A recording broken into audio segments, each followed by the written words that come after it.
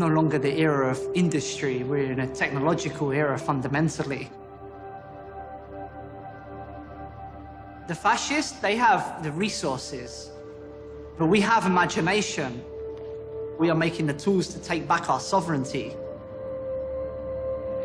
When we make a giant fuck you to the system, it's breaking that stranglehold on the tools of power that's used against us. The fascists always use the narrative of we are the white knights in shining armor protecting against the threats. We come here and we move out the dark with pure whiteness. That's a false narrative, because there is corruption in those castles. The real base of power lies with us. We are the darkness.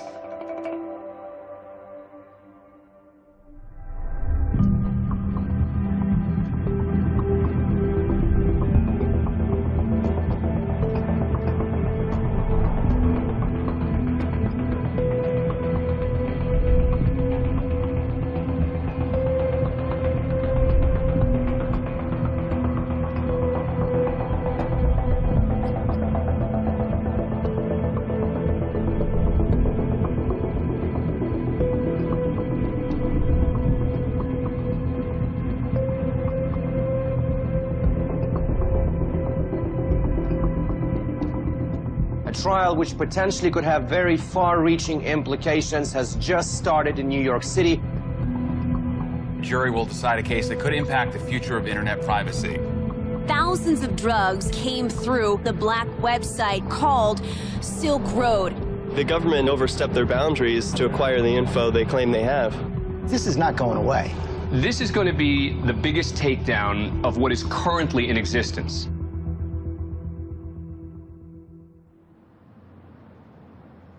On January 13th, 2015, a criminal trial began for the accused leader of the Silk Road, a black market in an area of the internet known as the Deep Web.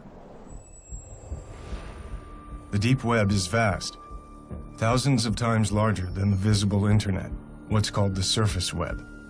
But the Deep Web is not a place. It simply accounts for all of the unindexed content online. Banking data, administrative code for governments, corporations, and universities. It's like looking under the hood of the internet. Over time, the Deep Web became inhabited by people of all types who wanted to use this terrain for privacy. This hidden area of the Deep Web is called the Darknet, and it's accessible with a software service called Tor, originally developed by the US military and now open source and publicly funded. And while law enforcement and the media have painted a picture that Tor and the Darknet are nefarious tools for criminals, it's important to understand that they are largely used for good by government agencies, journalists, and dissidents around the world.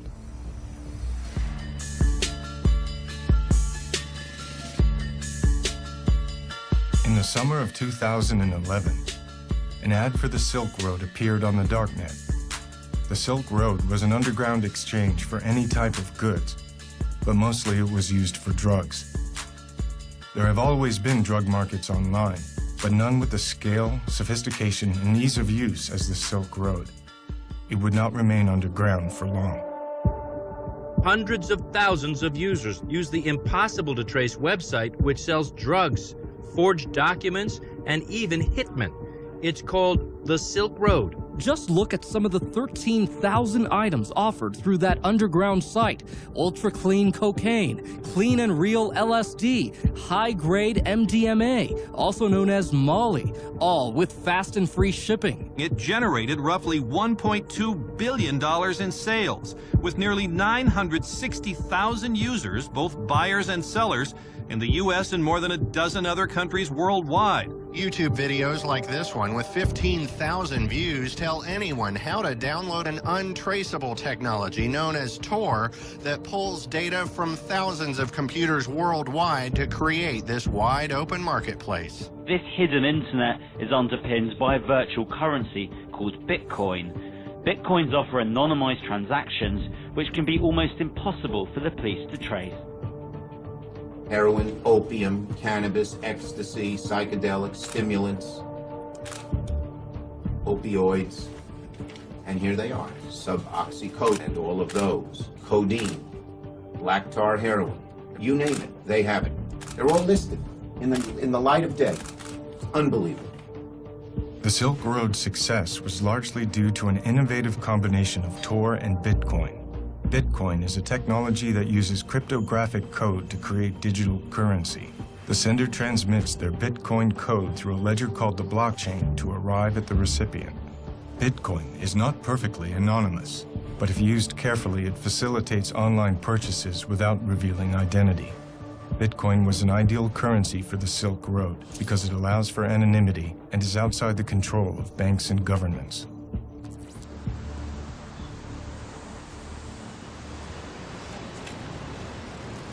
I really became aware of the Silk Road when Adrian Chen at Gawker did his profile.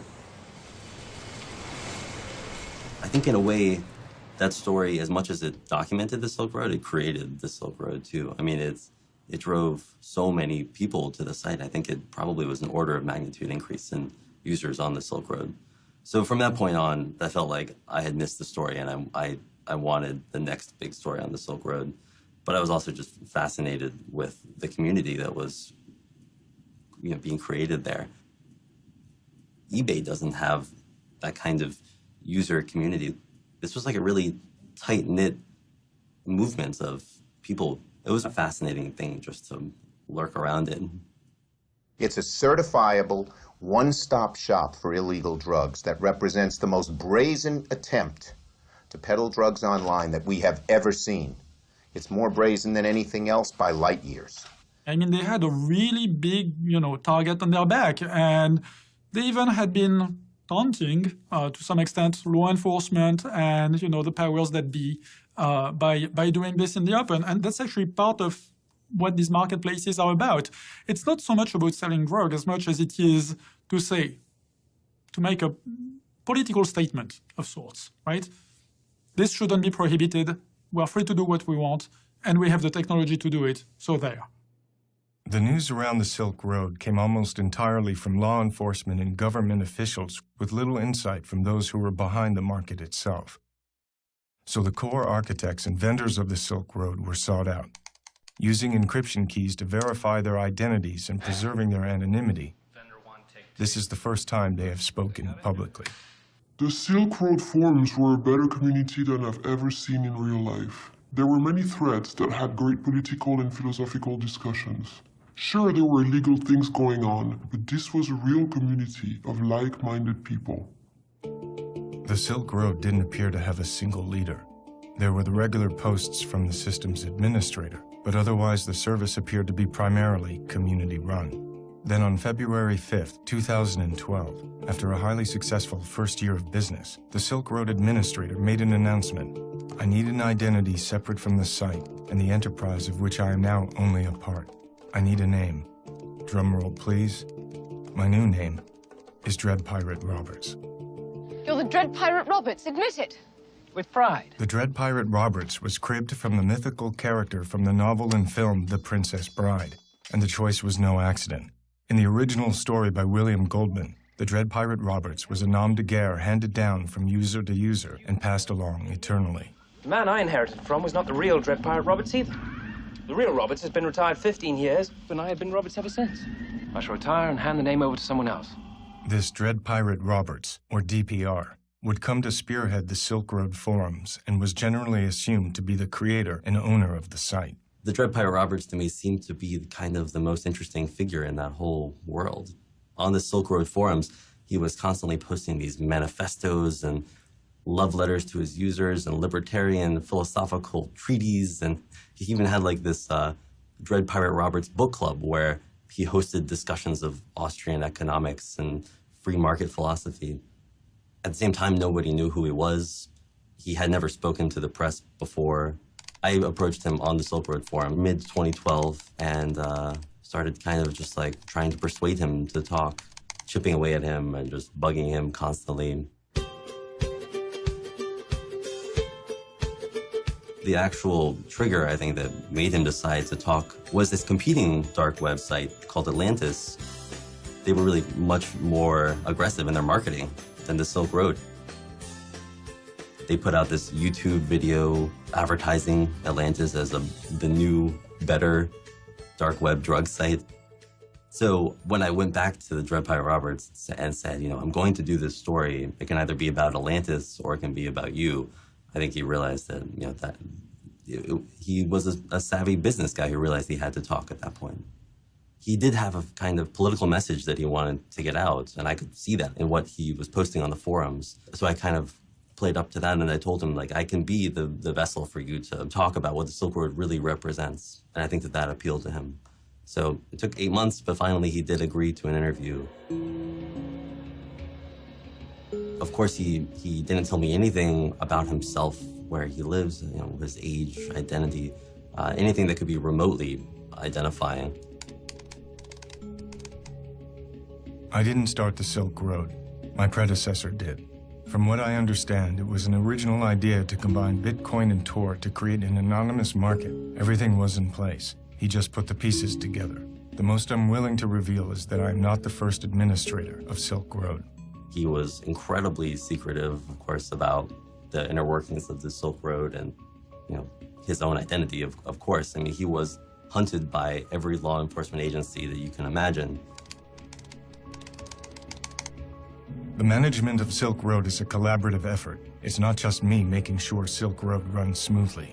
More often than not, the best ideas come from the community itself. But he did tell me, like, some interesting things about how he viewed himself and his and the way that the Silk Road worked. We don't allow the sale of anything that's main purpose is to harm innocent people, or that it was necessary to harm innocent people to bring to market. For example, anything stolen is forbidden. Counterfeit money and coupons which are used to defraud people. Hitmen aren't allowed, and neither is child pornography. No substance on Silk Road falls under those guidelines. This went beyond just, you know, like legalizing marijuana or even heroin. He wanted to see a new relationship between individuals and the government, where the government was, you know, basically hamstrung and couldn't control what people bought and sold. At its core, Silk Road is a way to get around regulation from the state. The state tries to control nearly every aspect of our lives, not just drug use. Anywhere they do that, there's an opportunity to live your life as you see fit, despite their efforts. I guess I shouldn't generally say this kind of thing, but I really liked the Dread Pirate Roberts that I interviewed. I thought he was, you know, a really super interesting guy with a really coherent philosophy. He came across to me as this kind of middle-aged, wise man figure, you know. But not everyone on Silk Road believed in libertarian philosophy. Bringing an end to the drug war was the agenda that truly united the community.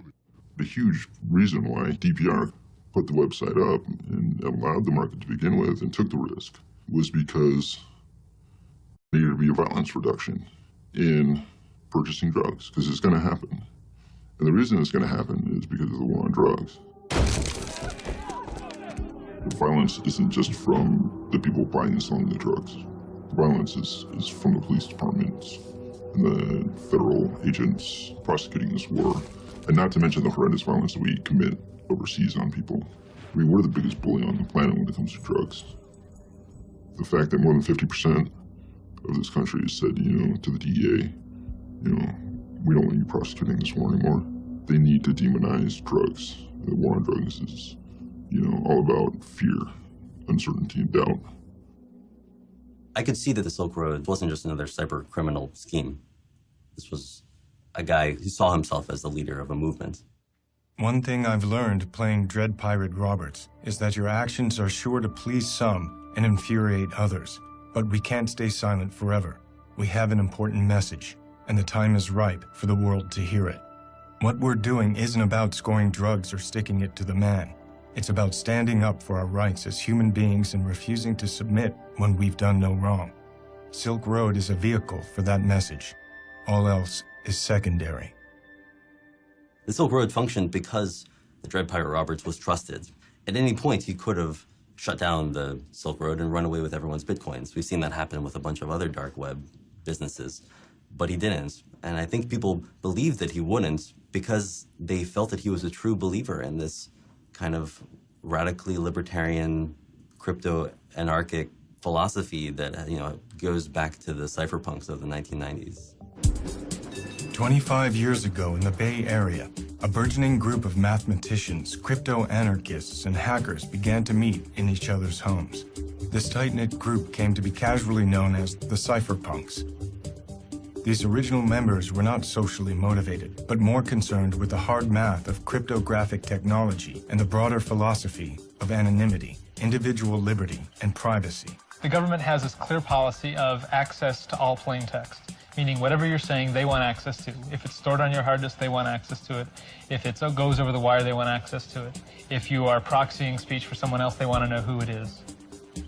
The cypherpunks were instrumental in the growing movement towards privacy and anonymity online, and they would pioneer the way into the hidden corners of the internet. Maybe the big turning point for the cypherpunks, I think, was WikiLeaks and Julian Assange and Jacob Appelbaum's idea of what it means to be a cypherpunk. You cannot trust a government to implement the policies that it says that it's implementing. And so we must provide the underlying tools, secret cryptographic codes that the government couldn't spy on, to everyone as a sort of use of force. In that a government, no matter how hard it tries, if the ciphers are good, cannot break into your communications directly. Force of authority is derived from violence. One must acknowledge with cryptography, no amount of violence will ever solve a math problem. Exactly. And this is the important key. It doesn't mean you can't be tortured.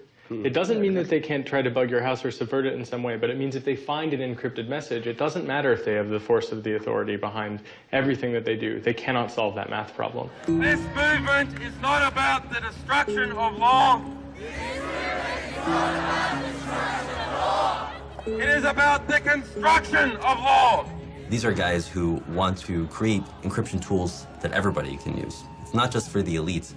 It's trying to shift the way that the internet works to provide secrecy and anonymity and privacy to everyone. It's a much more populist movement.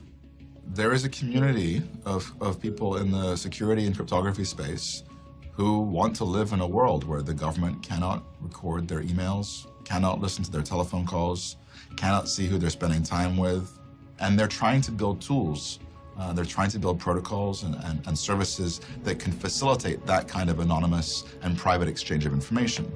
I actually think this all comes down to wanting to live a free life and the recognition, which really predates all technology, that an observed life is not a completely free life, that a zone of privacy is just a core human value. And the technology, to me, is just an incarnation of those basic human values. And I think that the people who are trying to build currencies that are free of tracking and government control and technologies that let you have a private conversation and those kinds of things are just people who are seeing that the technology can both enable and disable that space. There are more cypherpunks than ever before. They want to entirely cripple the government's ability to enforce law. They want cryptography to make the rules instead of law enforcement. Cody Wilson is a crypto-anarchist best known for developing the Liberator, a 3D printable gun that was downloaded 100,000 times in 2 days. When a group of baby boomers are told, okay, now 3D printers will print guns, they can do nothing but say, well, it's been nice living in the world I used to know. We want to question the very foundation, evacuate the very foundation that this order, moral, ethical, political, is founded. To see beyond good and evil and to allow something else to happen. This is where the figure of DPR is so interesting to me. Like, is he a liberal? Like, is he a Misesian like he says he is? Oh, he believes in libertarian market principles and, man against the state and all these principles of freedom and axioms of, or is he someone else like who I hope he is, or someone like I would try to hope to be, who was just looking for a way, a mechanism to help peek beyond good and evil a little bit? And is he more enthusiastic about what he's allowed to be opened up, the doors he's opening? Of course there will be a dark side to the dark web. And if we want to enable this true crypto-anarchic future, anyone who's working on that, I think, has to reckon with the fact that they are going to be enabling really nasty things along with this kind of information freedom revolution that they're taking part in. By August of 2012, business was booming. The Silk Road had become a thriving, anonymous, and unregulated black market.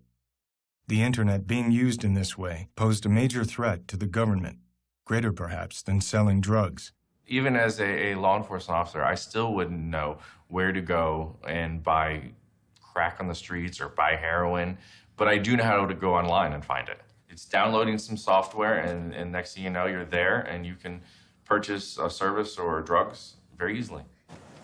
Since when does a teenager become obsessed with the daily mail delivery? Fidgeting and pacing made this Fisher's mom suspicious. So when her family's mail arrived, she grabbed it and found a cartoon DVD box addressed to her son with something extra, a package of white crystals. So she confronted her 14-year-old, and both their lives changed forever.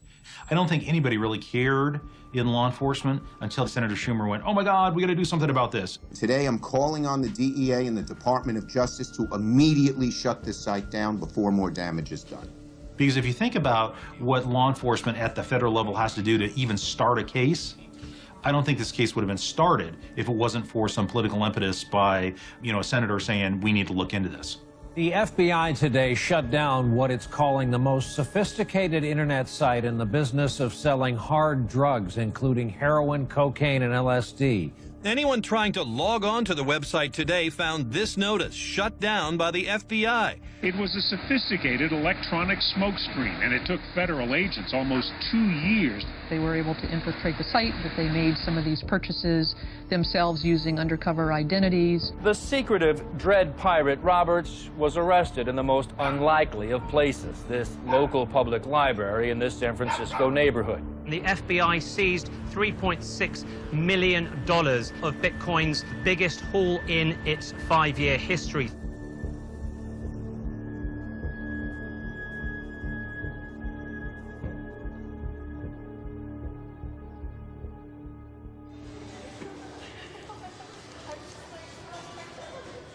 When the criminal complaint first appeared in October, it describes this 29-year-old kid named Ross Ulbricht. Not only do they say that he has run this billion-dollar-plus black market conspiracy, and they accuse him of drug trafficking and money laundering and somehow computer hacking charges as well, which is something that I had never associated with the Silk Road. But then also in this criminal complaint, there is outlined his plot to pay for the murders of a potential informant and a blackmailer. It seems at least one Silk Road user threatened to reveal the identities of thousands of others. So investigators say Ulbricht tried to execute a murder for hire on that user, offering $150,000 to a would-be hitman because, quote, "This kind of behavior is unforgivable to me, especially here on Silk Road. Anonymity is sacrosanct." It threw me for a loop. It was really not the Dread Pirate Roberts that I had ever imagined. This connection between Ross Ulbricht, who plenty of evidence suggests that he was involved in the Silk Road. They, after all, seized his laptop while he was logged in to the Silk Road. He was caught red-handed. But these two personalities, these two personas, do seem to be almost schizophrenic. It's so difficult to imagine that they are the same person. And so the FBI's whole case is based on the idea of if they can show that Dread Pirate Roberts is Ross Ulbricht. Right, that's the most important part, right? Because he was trying to hide his identity on the site as well. So the first thing they're going to have to do is definitively link him as the person who runs the site.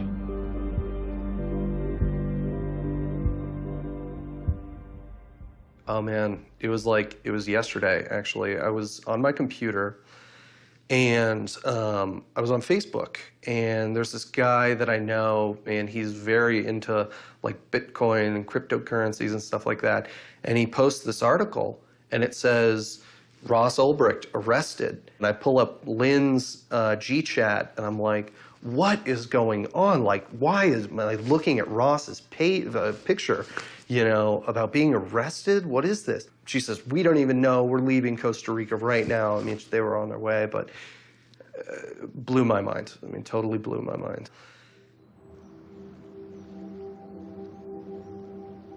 Ross William Ulbricht grew up in a suburb of Austin, the only son of Kirk and Lynn, with an older sister named Callie.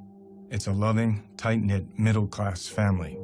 the Albrechts, earn their income from properties they built and rent on the Costa Rican coast.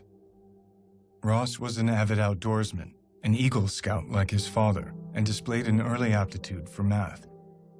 Ross earned a full scholarship to the University of Texas at Dallas, studying physics. He graduated in 2006 and then won another full scholarship to Penn State to pursue a master's in material science and engineering. It was at Penn State that Ross began a deep interest in libertarianism, particularly the work of Ludwig von Mises and the Austrian School of Economics.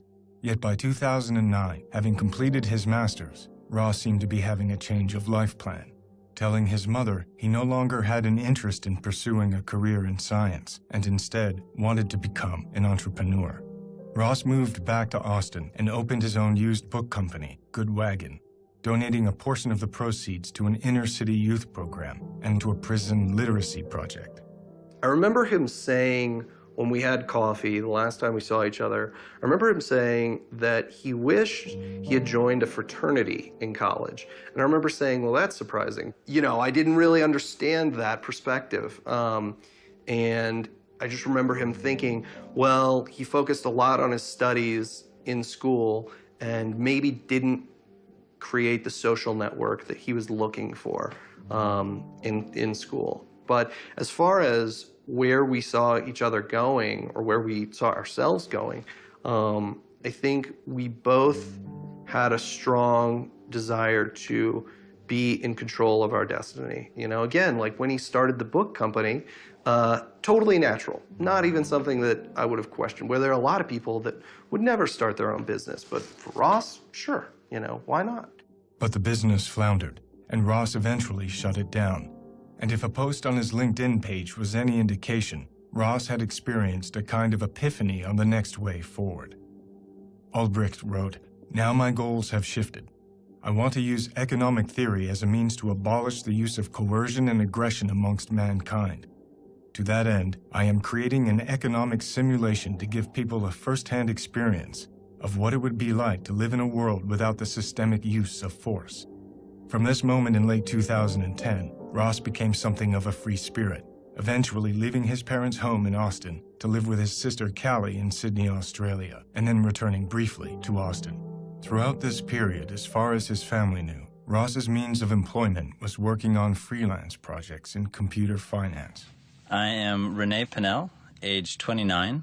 Today is December 6th, 2012, and we are in the Jewish Contemporary Art Museum, and relationship to partner is best friend. So Ross, how did you come to live in San Francisco? You twisted my arm until I said, fine, I'll come. I get a phone call from Renee. "Ross, call me up. I got an opportunity for you." I'm like, okay. And he's like, "Yeah, I'm doing this startup here in San Francisco. I want you to be a part of it." The more I thought about it and the more he laid out the pros and cons, the more it all just seemed like cosmic and the right thing to do. So, yeah, I bought my ticket, and 2 weeks later, I showed up at his doorstep. As Ross Albrecht was making his way from Australia to Austin, and eventually to San Francisco, the Silk Road was online and growing steadily. So naturally, it sparked the attention of federal law enforcement, and specifically the wing of the DHS, called Homeland Security Investigations, housed in the old Customs House in Baltimore, Maryland. You have postal inspectors in Seattle and Customs and Border Protection intercepting mail shipments coming from overseas, full of drugs, full of currency. And one thing that happens is they all lead back to the Silk Road. And you have a number of independent investigations sort of cropping up around the same time frame, following different leads, but all leading back to the same place. At the same time, the New York Cybercrime Division of the FBI began their own investigation, headed by Agent Chris Tarbell. And there were people essentially online 24/7 as part of the team that was monitoring and gathering even just a little bits of evidence. Informants were activated. The site was crawling with law enforcement posing as vendors and buyers from the very beginning of Silk Road's existence. In early 2012, HSI partnered with Tarbell's FBI investigators as well as the DEA to mount an undercover operation called Marco Polo with the intention of penetrating the inner sanctum of the Silk Road. I had a package seized from China in January 2012 and thought nothing of it. I kept business as usual, which was a stupid move. Fast forward to June 28, 2012, I was raided by ATF, DEA, Secret Service, local police department, and even a postal inspector. I was not detained. Rather, I was held in a van outside for what they call investigative detention. They kept me out of jail. I was never booked or charged because my seized computers were more useful to them if I was not behind bars. I'm also assuming they did this with a number of Silk Road vendors to get a sort of organized crime ring of their own. The operation gained traction when an undercover agent using the vendor name of Knob was allegedly able to establish direct communication with the Dread Pirate Roberts, which would lead to a shocking turn of events. Knob complained to DPR about the small fry nature of most deals on the Silk Road. It really isn't worth it to do below 10 kilos, the agent wrote. DPR offered to help find a buyer for Knob and allegedly turned to one of his most trusted partners, known only as Chronic Pain, to put the deal together. Chronic Pain had been one of the core administrators of the Silk Road from the beginning, a frequent contributor to the forums who shared the Silk Road vision for reducing harm in the drug trade. But these halcyon days were about to end. In order to facilitate this drug deal, Chronic Pain gave the informant his home address. Federal agents immediately apprehended Chronic Pain at his Salt Lake City home and were surprised to discover that this 47-year-old family man named Curtis Clark Green was a darknet criminal. At some point, they're going to catch one of those people. And what do you do in a typical drug case? You roll that person over as a cooperating witness. And in this case, one of them, they got really lucky. And he was an administrator on the system. Green had access to other Silk Road's users' accounts and financial records, including Dread Pirate Roberts. I have to assume he will sing, DPR wrote to Knob, the undercover agent. I'd like him beat up. Then the next day he allegedly wrote, "Can you change the order to execute rather than torture?" A murder was staged, and a photograph of Green's bloody body was sent to DPR, who paid for the hit in Bitcoin. There would be 5 more alleged murders for hire, including ordered hits against a blackmailer, a scammer, and an apparent contract with the Hells Angels. The names of 2 of these victims were found to be fictitious, and authorities have no evidence of any murders being carried out. The alleged attempted murder of Curtis Green allowed the authorities to obtain an indictment against Dread Pirate Roberts, charging him with drug offenses, attempted witness murder, and murder for hire. Of course, they still had no idea who the Dread Pirate Roberts actually was. So the embedded agents continued to communicate with DPR, and DPR continued to respond. In June of 2013, Ross moved into an apartment that he found on Craigslist. Allegedly, he did not give his roommates his real name and was known as Joshua Terry. At the same time, IRS agent Gary Alford was investigating the Silk Road and through a simple Google search was able to locate an early email on the open internet discussing the launch of the Silk Road marketplace and connect that email to an account owned by Ross Ulbricht. 1 month later, postal inspectors at the Canadian border seized a package of fake IDs with Ross's image that were en route to his home address. Ross was visited at his apartment by several DHS agents. The agents handed Ross a false California driver's license that bore his picture but a different name. Ulbricht denied ownership or knowledge of the fake IDs, and the agents simply left. If you suspect somebody may be involved in a large-scale criminal enterprise, going and knocking on a door with some evidence of fake IDs is important because you can see the guy face to face. You may get some useful information out of an interview. You may or may not want to take him into custody on the spot. Let's sit back and let's really go after this in a much more global way, if you will, because there's a lot more here than just one count of fake IDs. The next big break in the case would be achieved by FBI agent Tarbell and his cybercrime team, who had somehow located the Silk Road servers in Germany and Iceland. How these hidden servers were found has been a matter of controversy, but the FBI had their own copy of the Silk Road server, and now they hope to finally unmask the Dread Pirate Roberts. And I decided that there was a flaw in this setup somewhere. I couldn't quite put my finger on it, but there was a flaw, and I called up my partner, said, there's a flaw, we've got a limited amount of time, we need to make our money and get out now. Over the course of a year, a Chicago-based agent from the DHS named Jared Deryagian had been embedded in the Silk Road, now posing as a high-ranking moderator named Cirrus. With both the evidence connecting Ross to the launch of the Silk Road and the incident with the fake IDs, Ross became one of the primary suspects. On October 1st, in a coordinated effort between Deryagian from the DHS and Tarbell's FBI squad, a sting operation was launched. According to Deryagian's testimony, he staked out Ross's new residence, and using his pseudonym of Cirrus, Deryagian initiated a conversation on the Silk Road with DPR. Moments later, Ross went to the Glen Park Library, apparently to use their Wi-Fi, and when Deryagian saw that DPR was logged back into the Silk Road, he gave the order for Tarbell and his squad to move in.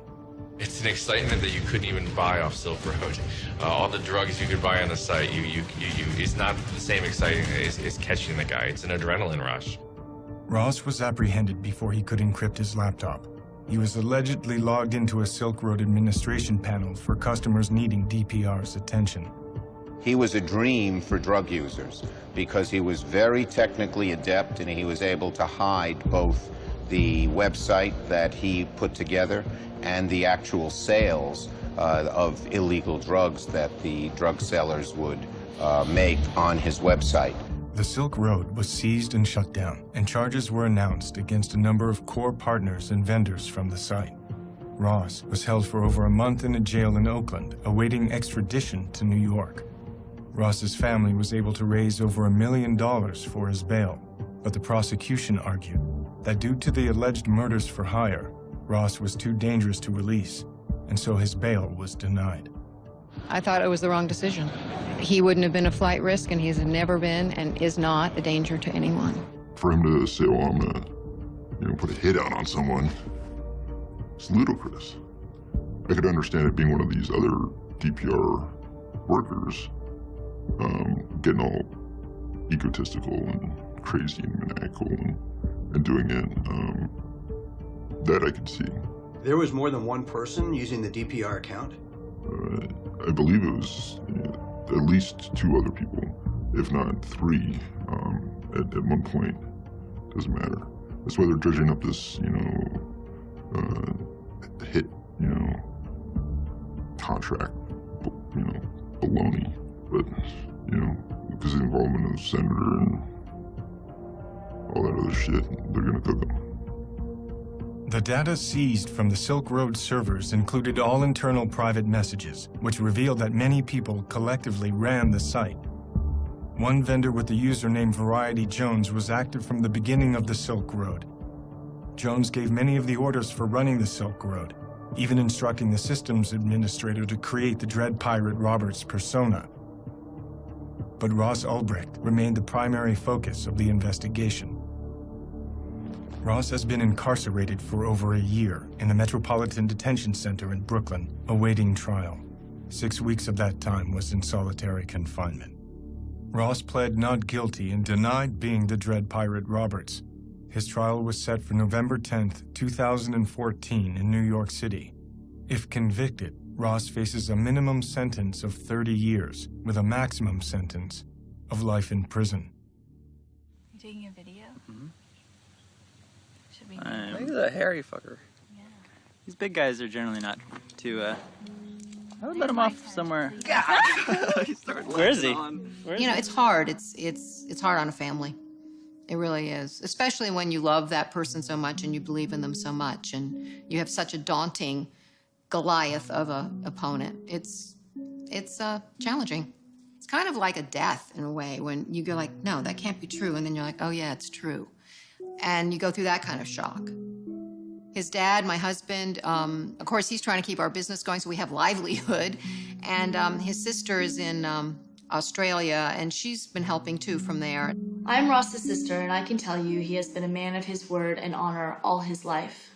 I was shocked to hear the news of his arrest, but felt even more dismayed at what the media was writing about him, not even knowing him. You know, I read things by people who don't have a clue who Ross really is.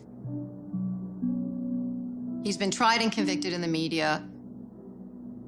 Nothing has been proven at all. I don't know what's happened to the presumption of innocence in this country, but it is a constitutional right here that we are innocent until proven guilty. Ross sent me this picture of himself about a week ago. It was taken a couple weeks ago in prison.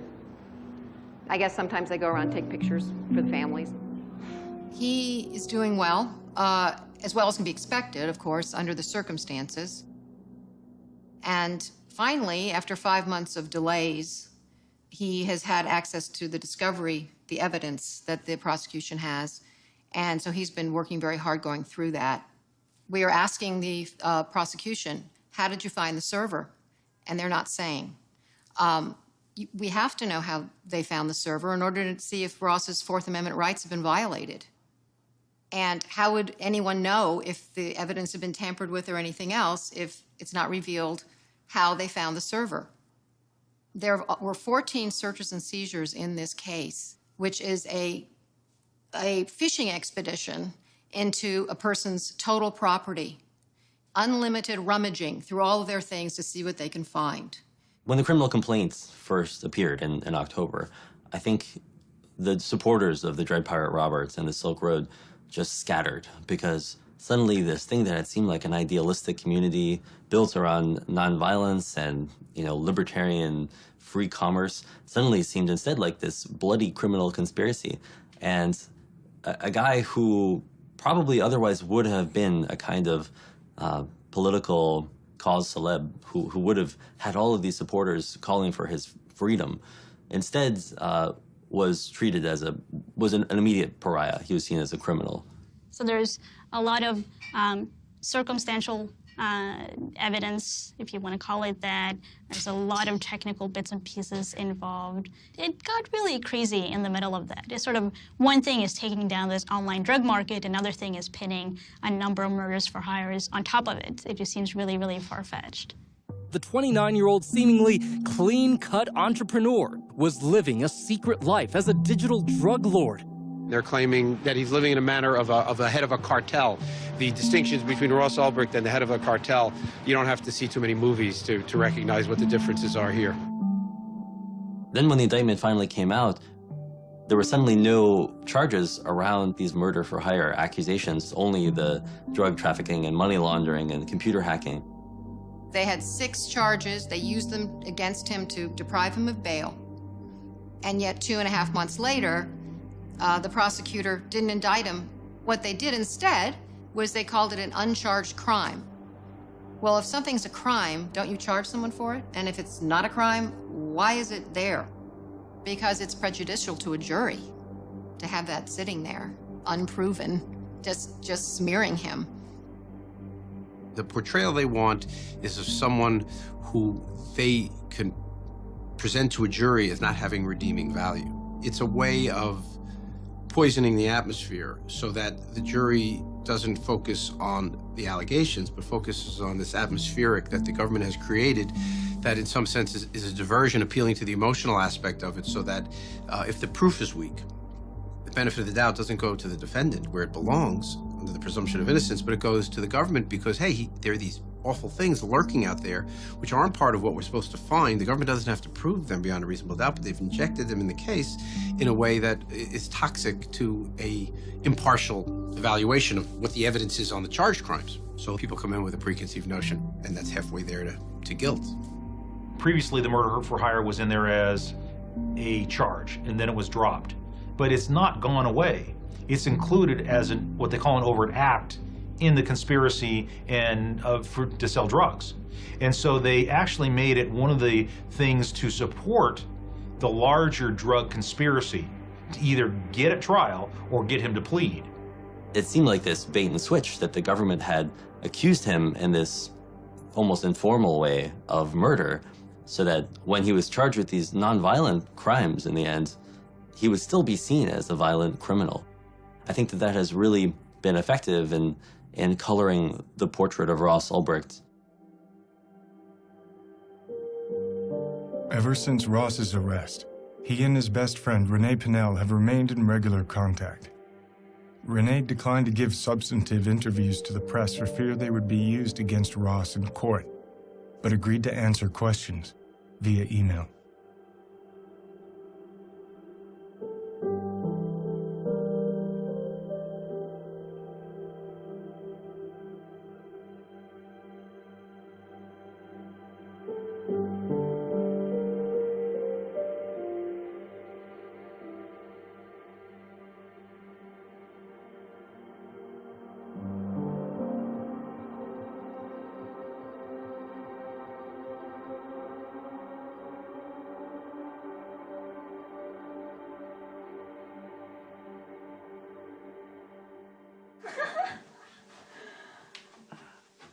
I'm a little teapot, short and stout.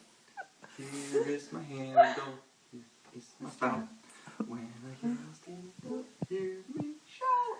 Tip me over and pour me. Yay! Because of the severity of the charges, Ross was not able to grant an interview from prison, which left only a scattering of his personal photographs and movies. But from the exhaustive discussions with friends and family, and the public knowledge of Ross's trajectory, from physics and engineering major to running a small homespun bookselling company, it was difficult to understand how he could possibly have been the sole mastermind of the Silk Road, a vast and complex internet service with over 1 million users worldwide. Ross was certainly bright and studious with a deep interest in libertarian economic theory, which clearly echoed the mandate and philosophy of many of the posts of the Dread Pirate Roberts.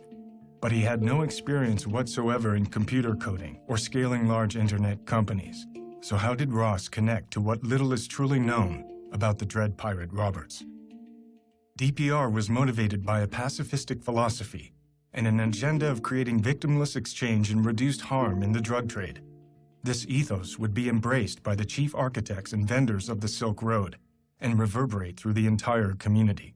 There were quite a few people that I didn't sell to, just because I could tell that they were obviously, not mature enough to handle using these drugs and didn't know enough. It was like, go read first, go figure it out, then come back to me and I'll sell you some. But I'm not going to pop your cherry and kill you, potentially. But heroin in particular, I was very careful about who I sold it to because it was not stepped on. It was the best heroin on Silk Road. The Silk Road appeared to be a successful experiment in creating a pacifistic community, overseen by a figurehead with a deep-rooted ideology. But these core ideals of the Dread Pirate Roberts were completely at odds with the murder-for-hire allegations. Did DPR become corrupted and turn his back on the mandate of nonviolence and harm reduction? Were there other people using the DPR account who were responsible for these actions? Or was there some other truth behind these alleged murder hits that produced no victims?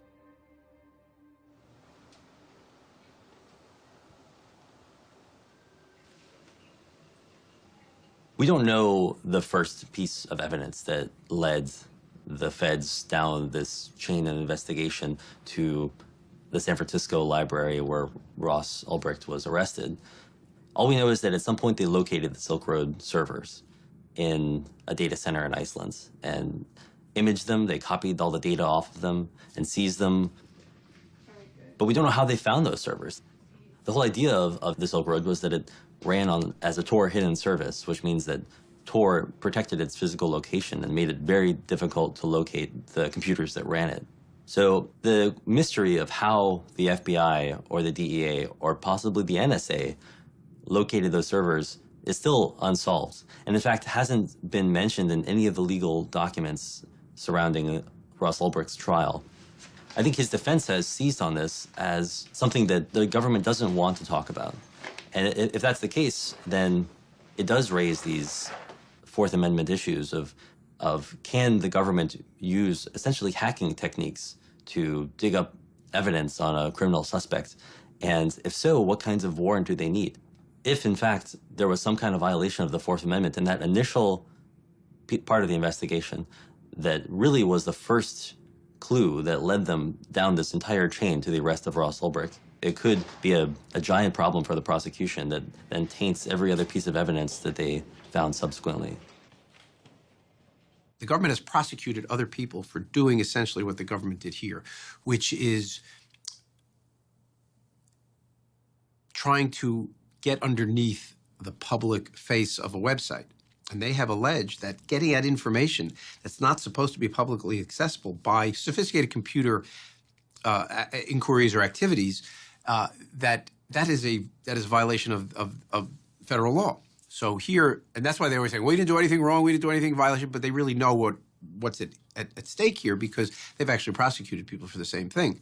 And the government's affidavit, the affidavit from Agent Tarbell about how they got to the Silk Road servers has been met with incredulousness by the internet community. The Tarbell Declaration, to put it politely, seems vaguely disconnected from the truth. Depending on which security expert you ask, you will get it's vaguely disconnected to the truth to something filled with it is a massive pile of bovine excrement. What Tarbell's story is he was typing away his computer, visiting the Silk Road website, and the CAPTCHA was transmitted in the clear, and he somehow saw the IP packets go directly to the server. And so he then connects to that server and gets the CAPTCHA. Game over, they found the back-end server. Unfortunately, this was playing fast and loose with the truth, because the logs provided to the defense show that what Tarbell found was not the CAPTCHA image, but instead a PHP MyAdmin page. The server was running some stuff over the clear, but not the CAPTCHA. So Tarbell's story doesn't mesh with the FBI's own evidence. They hacked his servers, and with that access could essentially do whatever they wanted. Given just the institutional pressure to take this thing down, it's naive to think that they didn't. Of course it's on the table that this is how they discovered him. I mean, he was dealing with Tor. He was dealing with all these technologies which we know are the subject of NSA investigations, as revealed by Edward Snowden. It's at least reasonable to assume that there's been this kind of parallel construction or interference or like not playing by the rules that the state deals out for you to play with. But then again, we all know that it deals the cards. It runs the game anyway. It's naive to think that this wasn't an available option. The issue is whether the agent could have done what he said he did. The theory that's been brought forward in the testimony by the individual agents that did it, they were able to manipulate part of the server to cough up an address that shouldn't have been given up. And that address came back to Iceland, and that server there was hosting the Silk Road hidden service. I think we're not going to know till we go to trial, and we may never know for sure. There's always this balance of trying to be forward-leaning in your investigative techniques and making sure that you don't trample on rights at the same time. You want to stay well within the bounds of your legal authority, because if you step over the line, the evidence is going to be tossed. It's not going to be admissible in court, and you may wind up jeopardizing the outcome of an entire investigation. And so I think what agencies will try and do is they'll want to step right up to the line, maybe get a little bit of chalk on their toes, but don't step over it. Ross's lawyer made a motion to dismiss the case based on the disputed seizure of the Silk Road servers, arguing that admitting this material not only violates his client's Fourth Amendment rights, but would set a dangerous precedent for the rights to privacy of all citizens. The judge, Catherine Forrest, sided with the prosecution, stating that the Tarbell Declaration was acceptable, and the motion was denied.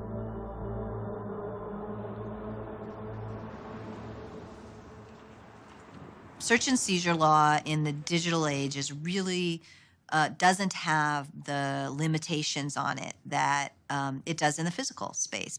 And we see it not only in the search and seizure laws, like what is the standard upon which they can come and grab your computer?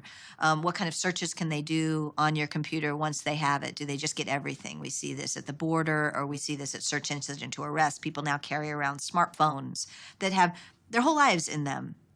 And if they get stopped, law enforcement is certainly right now in a lot of places taking the position that absolutely anything that's connected that's on that device, including logging into your accounts that you can log into from that device, is fair game. If the prosecution gets away with this warrantless seizure of Americans' data, as well as all these other foreigners, it could have a lasting precedent for how the Fourth Amendment works in the digital age.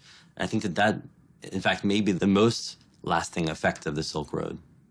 Generally, what happens in the criminal law field is that there's some case of major proportion that is used as a means of changing rules or expanding exceptions to constitutional protections. And once it's there, once the precedent is set, it then trickles down very quickly and very easily into all sorts of ordinary cases where, the ends justify the means. Then all of a sudden, it's now spread. The average citizen may say, well, why is this important to me? Why do I care? I'm not buying drugs on the network. Nobody I know is buying drugs on the network. But it's not just about that. We're a democracy. And informed citizens understand they have a right to privacy and that the Fourth Amendment protects against unreasonable searches and seizures.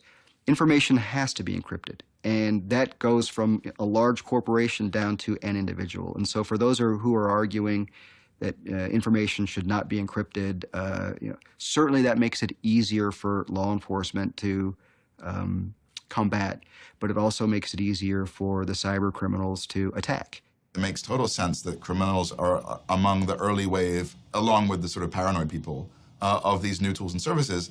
But that doesn't mean that they're the only people using these services. There are a hell of a lot of journalists that I know and regularly communicate with now over Tor.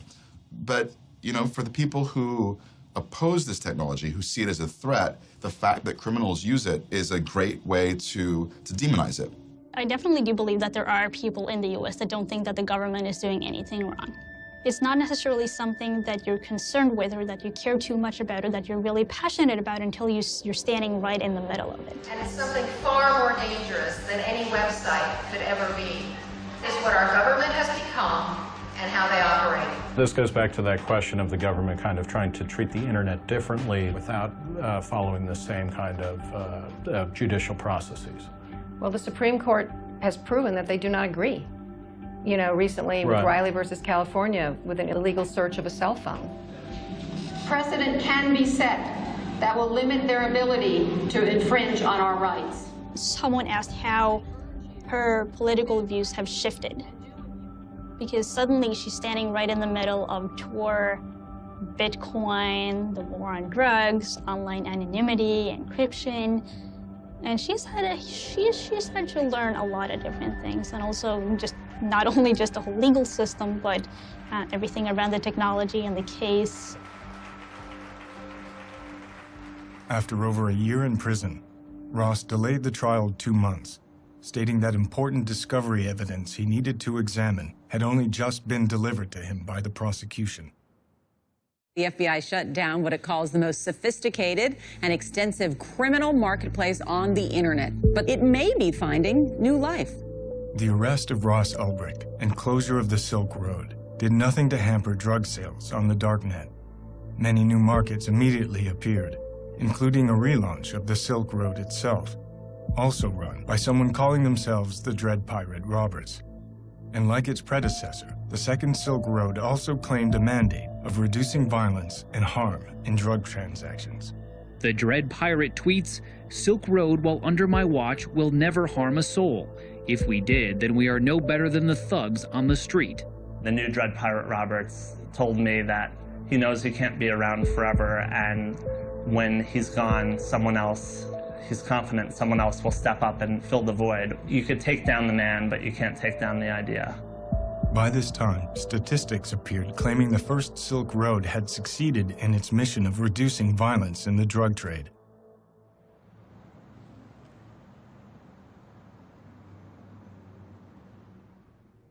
While I was with the Baltimore Police Department in the early 2000s, I had 2 city officers in uniform killed by drug dealers on the street. And there was a family of 7, a Dawson family on Preston Street. They were killed by one drug dealer in one night, mother, father, and 5 kids. And so as the years in the early 2000s start moving along, I'm continuing to think about this from a place of violence and beginning to realize that our policies of drug prohibition were actually counterproductive to public safety. The one thing that I signed on for to improve, to better public safety in our neighborhoods, was making it worse. And I found a large number of police officers and judges and criminal prosecutors and DEA agents and FBI who think the same way.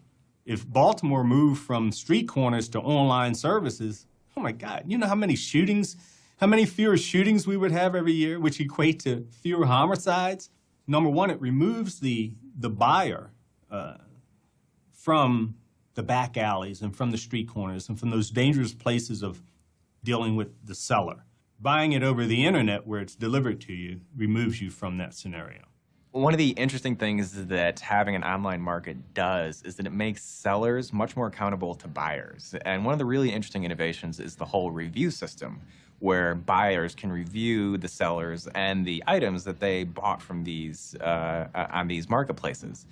And what that does is it makes sellers more accountable, and it lets buyers, it gives buyers a way to assess both the quality, the purity, and the potency of the drugs they're getting. It makes these transactions much more safe for the buyers. But we're shutting them down, attempting to shut them down, because we will never shut them down. We've been at this drug war now for over 4 decades. And what has happened since then? At the beginning, it was just the cartels and organized crime making a ton of money. Today, they make globally $322 billion off of this industry. Corporate America is also now in the game. Private prisons, okay, Corrections Corporation of America. About a year ago, they gave out $675 million in dividends to their shareholders. Drug testing companies, it's now become a multi-billion-dollar industry. And who gets tested? Those who are in prison or under the control of our criminal justice programs on parole and probation. So corporate America is making a lot of money. What about law enforcement? Law enforcement's making a ton of money. The government's 1033 program, you know, where we get armored vehicles and machine guns and whatever we want of the surplus military equipment, that's because of the drug war. Over the years, we've seen these huge bureaucracies build up around the drug war, around prosecuting the drug war. You've got the Drug Enforcement Agency, you've got the Office of National Drug Control Policy. So a lot of the opposition is just rooted in self-interest among places like the FBI and the DEA, where if you're telling somebody who's been in the FBI for 30 years that drugs are no longer a priority, that's an existential threat to them. That kind of takes away their whole reason for existence. You really have to think about the danger of some of these drugs, the severe danger of addiction, the havoc that it reaps on families and children and careers. And so to say that we need to step back and liberalize, well, that's one approach you can take, but then you've got to look at a cause and effect. If we do this, what are the second and third order effects? The FBI, our federal government, they're going to go in and they're shutting these places down. Do you know what new ones just open up? Because there's so much money to be made, they'll continue to open up, and it's just a dog chasing its tail.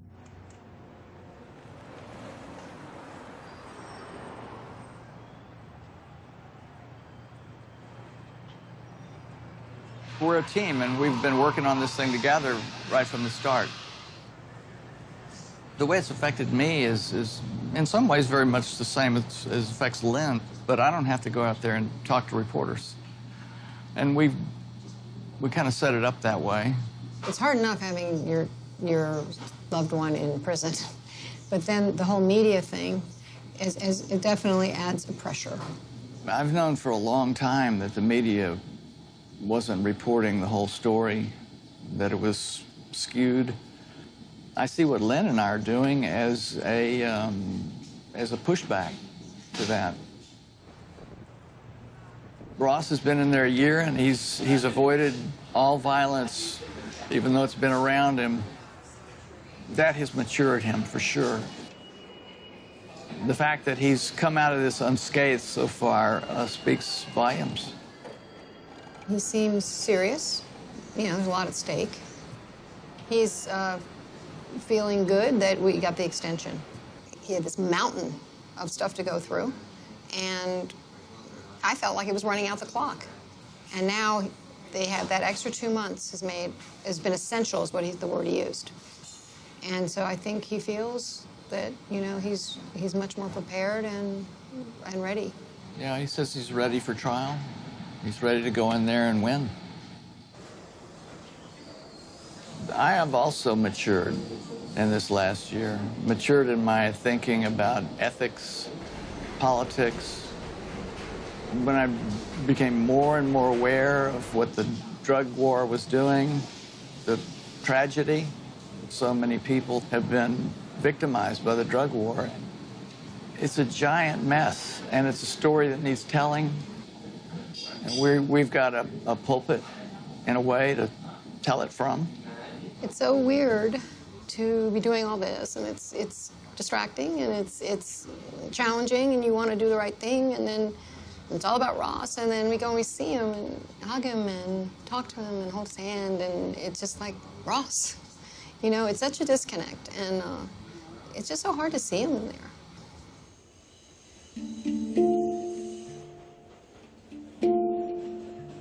Being in the prison visiting, it's a very emotional experience because there are all these families there, and they get to see their loved one 1 hour a week. And so they're soaking each other up, and you're in a room of 150 people sitting side by side, tight-packed, and there's just all this emotion saturating the atmosphere.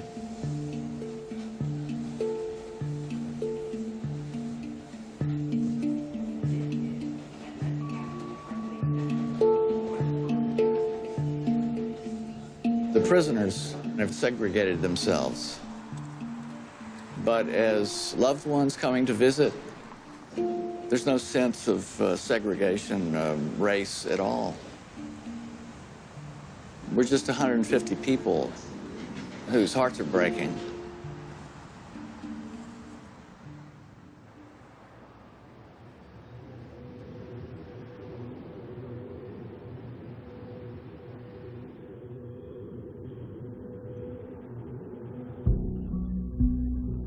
Of all the Snowden disclosures that have come out to date, the one that will have the greatest long-term impact is the revelation that the NSA has been subverting cryptographic standards and making the internet less secure. That disclosure, those articles, have radicalized a new generation of cryptographers, a new generation of computer scientists who are now intent upon building tools and services that can withstand pervasive government surveillance. Do you see our wireless from Barclays Bank? They like Bitcoin, so they're supporting our work. They're providing us with free Wi-Fi from the bank. In the fall of 2014, as Ross was preparing for his trial, a group of hackers, programmers, and activists met in a squat in the center of London. This gathering represented the next wave of the darknet, developing new and evolved cryptographic tools that would not be so easily shut down. Open source is incredibly powerful. Open source is responsible for WikiLeaks, Wikipedia, Linux, which runs all of our infrastructure, for Firefox, for BitTorrent, for Bitcoin, for all of these, for encryption, for all of these real uses of tech, not the yuppie Angry Birds or silly apps that these people make, you know? Open source is also an example of how we can organize economically, an example for the future to build the products we need without needing proprietary industry, without needing the points of control, without needing masters and slaves and babysitters. It's not enough to build privacy-preserving tools. It's not enough to write revolutionary research papers and design amazing cryptographic primitives. You have to get them into the hands of the users.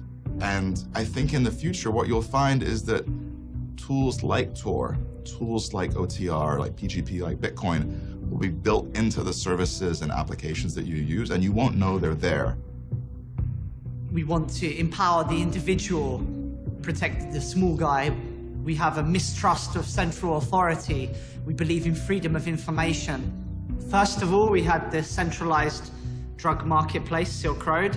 The governments went and shut that down, and then upsprouted dozens of different centralized drug markets.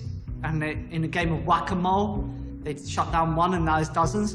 And now we're entering the realm of decentralized drug markets with no central operator, no central point of control. What are they going to do? They're going to continue to do these kinds of things. And even if it's a distributed network, peer-to-peer is worked continuously by the state and local law enforcement agencies, and they arrest people every week. On November 6, 2014, law enforcement agencies around the world launched a coordinated effort called Operation Animus, seizing hundreds of darknet sites, including the relaunch of the Silk Road. Bruce Schneier, the cryptographer, once said to me, in this cat and mouse game, the mice will win in the end, but the cats will be well fed. I think that that's the way to see it, that this game is going to continue forever. They're always reacting to us, and which is fine, but once they've reacted and they've shored up and they've figured out, these are the new defenses, you're not getting past this one, we just gotta sit there and pick at it and get around it again. We're always gonna win. We're always gonna win. There's a reason the Silk Road was so powerful, and I know the cryptos now are writing the kind of automatic Silk Road. Amir helped do this. This is now the peer-to-peer model where there's no one individual administrator, and seeing that as the weak point. Technically speaking, this is all correct, but there's something kind of, I don't want to make him a hero, don't want to say that he's a hero, but DPR recognized what was at stake, and he was willing to do the things that most of the libertarians weren't willing to do because he was serious about, I think, what the Silk Road meant. 3 weeks before the trial, the issue of the murders for hire suddenly resurfaced. The prosecution announced that due to these allegations, they would not allow Ross's defense to know the identities of their witnesses. The defense responded that using these uncharged crimes in this manner was prejudicial. A hearing was called to resolve the matter. The judge ruled that some of the witnesses won't be made available to the defense until right before the trial. It's based on her saying that Ross might intimidate or even murder people from jail.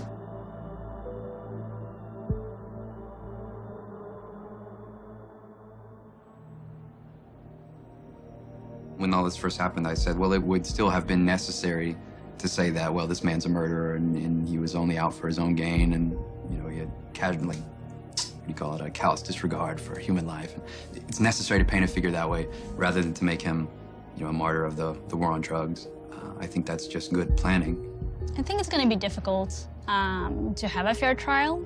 If you are innocent until proven guilty, then with all the evidence and all the stories that have been written, I think it's going to be really difficult to find people who are not influenced by any of this at all going into it.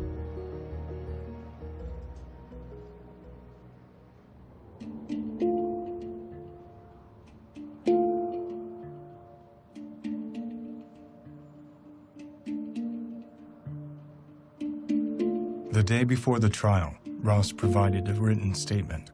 It was the closest anyone would get to an actual interview.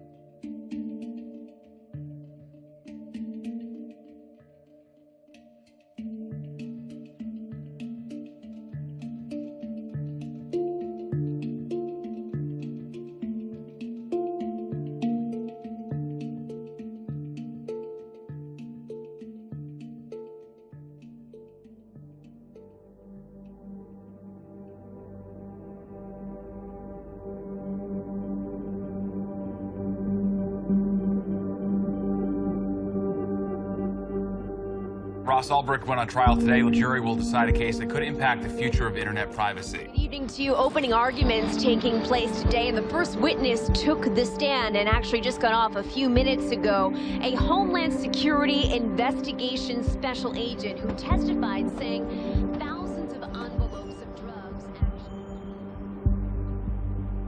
I think everyone was surprised that Ross Ulbricht and his lawyers took this to trial in the first place instead of just taking a plea deal like pretty much everyone expected. And today we saw why, which is that they've actually got a pretty compelling alternate narrative of how this whole case is played out. The story that Draytel is telling, that Ross did create the Silk Road, which is an amazing admission to begin with, and that the real operator of the Silk Road, the Dread Pirate Roberts, framed him. It's a kind of theory that I'd never heard posed before, that instead of Ross being the Dread Pirate Roberts, he was framed by him.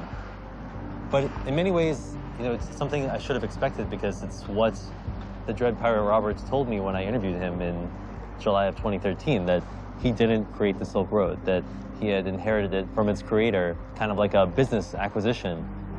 The FBI has told me that that was Ross Ulbricht lying to me. If it is a lie, it would require just a lot of foresight and planning, kind of like an amazing game of chess or something. In the first days of the trial, the prosecution presented evidence that Ross kept a journal on his laptop describing his involvement in the Silk Road, and that the Bitcoin seized from his laptop came directly from the site, while the defense would argue that Ross abandoned the Silk Road after creating it, and that the journal and the Bitcoin were planted on his laptop. Andy, you interviewed Dread Pirate Roberts. What's the evidence connecting Dread Pirate Roberts to Ulbricht directly? Well, in the first couple of weeks of this trial, which is ongoing now, we've seen that the prosecution has a very strong case. Once they seized his laptop, they found that he had kept a journal. You know, if this is in fact Ulbricht's journal, his defense claims it's not, right. He documented the administration of this site for years. He has a logbook of daily activities. So this is a really tight case. It's going to be very difficult for Ulbricht to squeeze out of it. Underneath in the deep web, we have an area where this young man, according to the government, has made a decision that he's going to run an illegal drug empire. And we need to stop you. Swift and certain prosecution and ultimate certain punishment. As the trial continued, Draytel planned to reveal the government's own evidence showed they suspected multiple people of running the Silk Road. During his cross-examination of DHS agent Deryagian, Draytel was able to expose that the agent had long suspected another person to be the Dread Pirate Roberts, going so far as to seek a warrant for this suspect. The prosecution protested this entire line of questioning on the grounds that it was hearsay. The judge sided with the prosecution, and Draytel was no longer allowed to question government witnesses about alternate suspects that came from the government's own evidence. When the time came for Draytel to begin his defense, he intended to use expert witnesses to explain that the complex technology behind encryption and cryptocurrency made it difficult to prove that the journal and the Bitcoin belonged to Ross. The prosecution objected to these witnesses, claiming they should have been made known earlier in the trial, and they were not necessary for the jury's understanding of the case. Once again, the judge sided with the prosecution, stating that this case did not require specialized knowledge. Without expert witnesses, and unable to pursue the government's own evidence of an alternate DPR, Draytel's entire defense was effectively blocked. The trial ended abruptly the next day.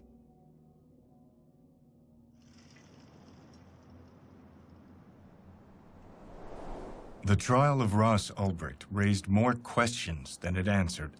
Did we really know the full truth of the Silk Road case? Would this case set a precedent for the warrantless search of Americans' digital property? Whatever the ultimate outcome, it was clear that the fall of the Silk Road was not the end of a chapter, but the beginning.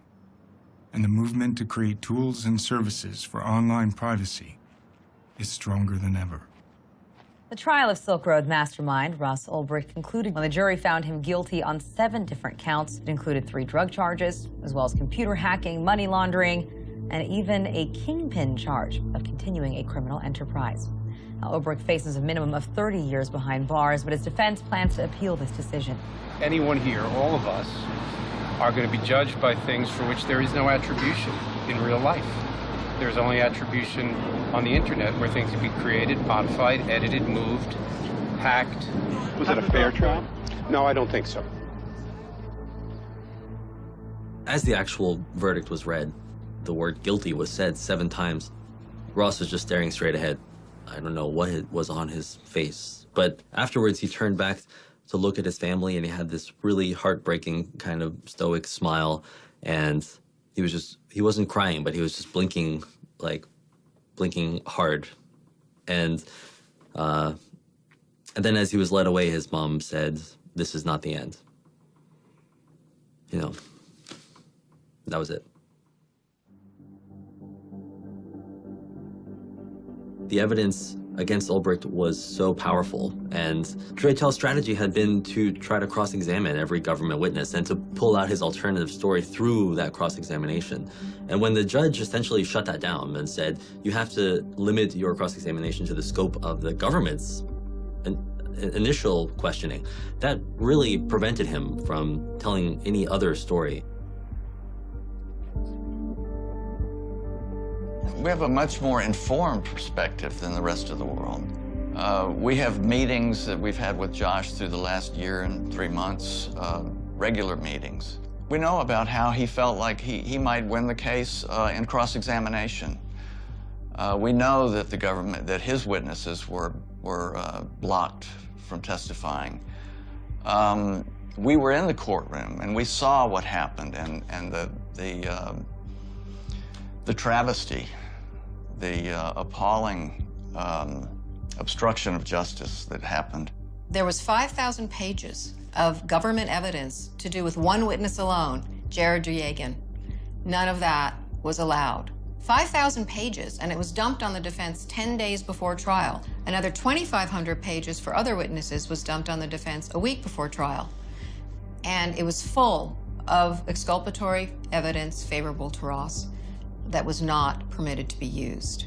All this great, huge field of evidence that came out in the 3,500 material a week before trial that was that would help prove Ross's innocence was excluded from being brought out in the courtroom.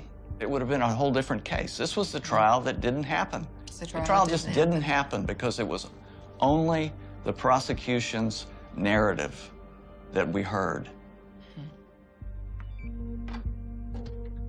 So then what about the hacking of the Silk Road servers? What about the precedent issues of the case? We didn't get that far. You know, we didn't get to even have that kind of public hearing where the FBI has to say how they did it, and then we get to decide whether that was legal or illegal. That's maybe the most frustrating thing about this case from a legal point of view, is that American law enforcement hacked a foreign server, I believe, and they didn't have a warrant, and they completely got away with it, and nobody even gets to ask any questions about it. How's Ross through all of this? He's an amazing guy. You know, he's handling this so much better than I would have. I don't know how I could have taken what he's put up with and been subjected to in this last year and 3 months. And we pray that his spirit won't be crushed by this. It seems that Ross conceived of the Silk Road, that he ran it for its entire existence online. I actually accept that the government has proven that. But Ross Ulbricht is a fascinating character. He invented this brilliant thing. He had principles. He wasn't just a cybercriminal. He wasn't just a drug lord or a kingpin, as he's described in these charges. He was also an idealistic guy. And I'm going to be conflicted about both the kind of virtue of the Silk Road and of Ross Ulbricht as a person, I think, for the rest of my life. I'm not going to be able to come to a conclusion about this.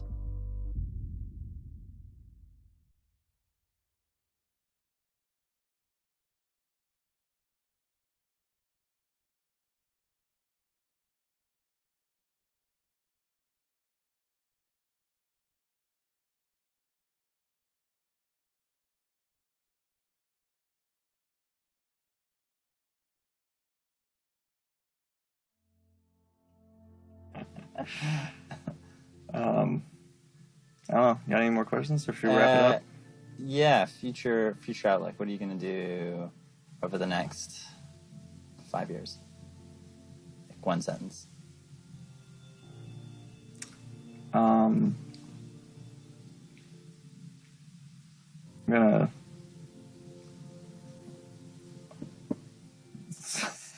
I'm gonna do a few things. So one sentence isn't enough, damn it. But I want to. Pretty sure I want to start a family in the next 5 years. Nice. Okay. And just make more friends and close people I love. Yeah, I want to focus on being more connected to people. Very good. And 20 years. 20 years. I want to have had a substantial positive impact on the future of humanity by that time. You think you're gonna live forever? I think it's a possibility. I honestly do. I think I might live forever in some form by that time. I mean, technology is changing so fast. Yeah. Cool. I hope I'm there. Sweet. Someday we could be a shining beacon of hope for the oppressed people of the world, just as so many oppressed and violated souls have found refuge here already. Will it happen overnight? No. Will it happen in a lifetime? I don't know. Is it worth fighting for until my last breath? Of course. Once you've seen what's possible, how can you do otherwise?